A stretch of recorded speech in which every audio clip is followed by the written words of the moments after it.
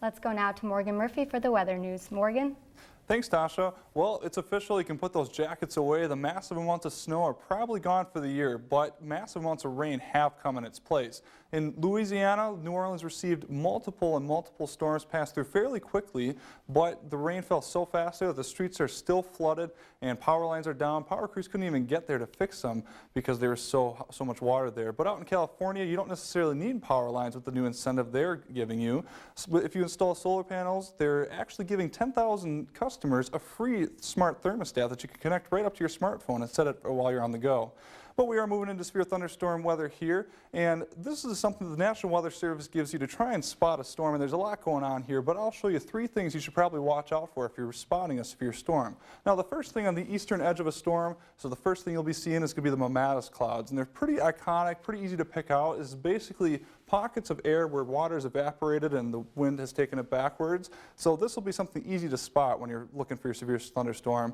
Moving west just a little bit further, maybe a couple miles, we'll see the gust front right here. And the gust front's, again, fairly easy to pick out because it's going to be very cold in this region. It's a massive outflow of air from this supercell here, and the wind gusts can get up to 100 miles an hour there, so just keep an eye out for that. As we move further west to the center or towards the end of the storm itself, we see the wall cloud right before a tornado would actually form. Now here you're going to see swirling of clouds. If you see something like that or something that looks pretty similar to this, that means it's time to take shelter and probably find someplace else to go because you're right in the line of the supercell.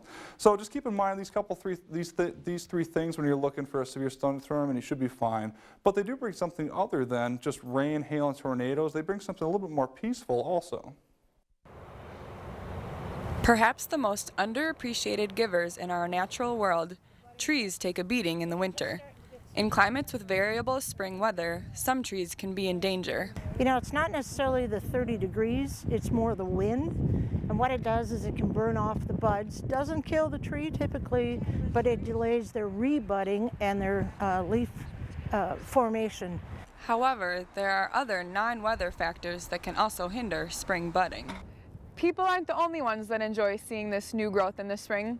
Rabbits and squirrels love snacking on these juicy little buds when the weather gets nice. The fuzzy buds that emerge when it gets warmer in April and May quickly turn to leaves and other growth as summer approaches. Different species, but at different paces and times of the season. I've seen trees that actually seem like they get leaves overnight. Other times it can take weeks. It just all depends on the temperature and how it stays consistent. Although spring weather can be very back and forth, the buds are here and hopefully here to stay. With photographer Megan Hoffman, I'm Erin Lurie reporting for Studio One.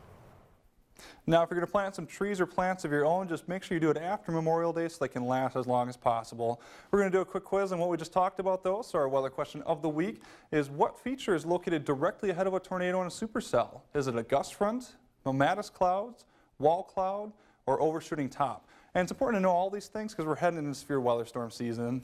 All right, thanks, Morgan.